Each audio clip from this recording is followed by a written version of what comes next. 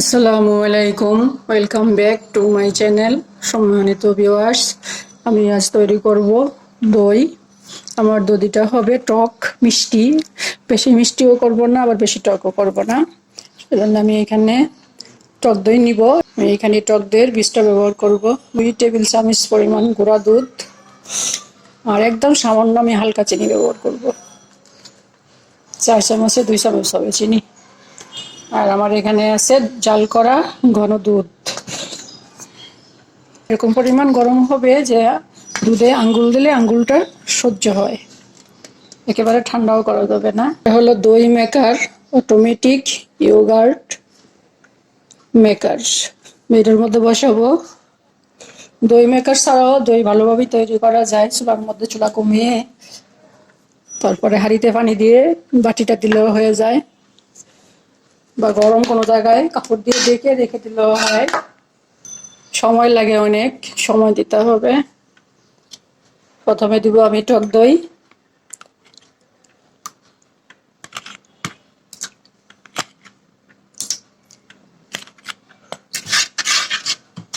দিব গুঁড়া দুধ। এখন এটা দিয়ে আমি মিশিয়ে নিব।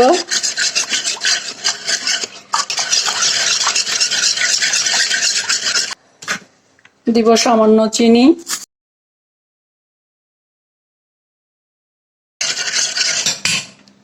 দুধটা অনেকক্ষণ জাল দিছি, যার কারণে বাড়ি সর পড়ছে। এটা হলো দই মেকারের এই যে বাটিটা, দিয়ে দিব। দুধটা ঢেলে দিব।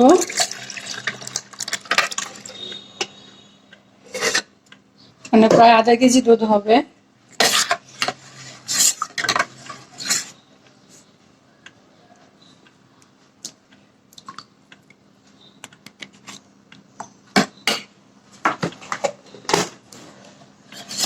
আর একটু টক দই দিলাম। ঢাকনা দিয়ে দিব।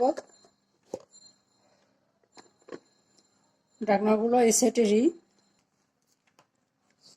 তার মধ্যে কানেকশন দিয়ে দিব কারেন্টের।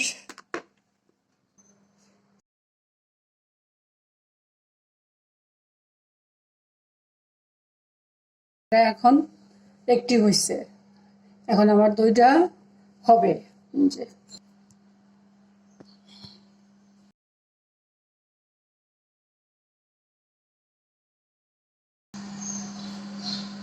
সবুজ লাইট জ্বলছে, আমার এটা এখন হচ্ছে।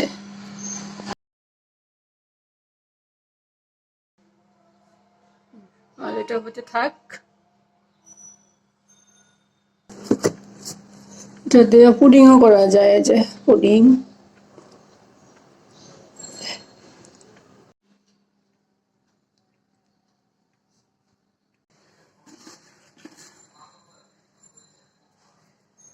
দিচ্ছি, সুইচ অফ করে দিলাম।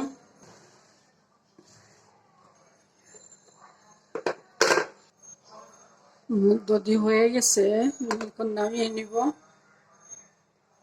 এখন আর দধি বানানোর জন্য কোনো ঝামেলা নাই। রেডি করে এই বক্সটার মধ্যে ভরে দিয়ে দিলেই হবে। নিশ্চিন্ত মনে হয়ে যাবে। দধি নিয়ে আর চিন্তা করা লাগবে না, সুন্দর মতো হয়ে যাবে।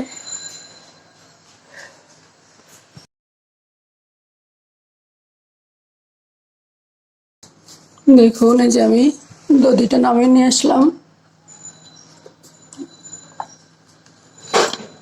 ঠান্ডা করে নিচ্ছি, তো অনেক গরম ছিল।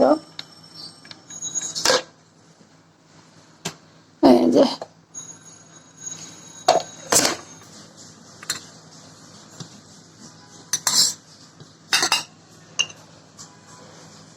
দেখুন,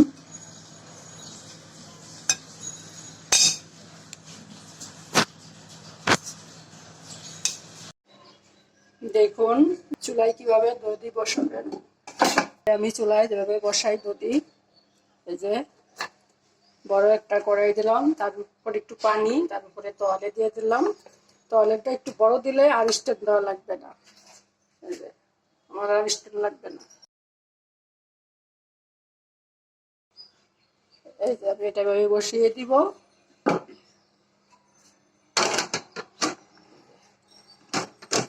উপরে ঢাকনা লাগিয়ে দিব। এভাবে চুলা একদম ডিম করে জাল করলে হয়ে যাবে। চুলা এভাবে দধি তৈরি করা যায়। তো আমরা সবাই জানি, তারপর আমি দেখাই দিলাম।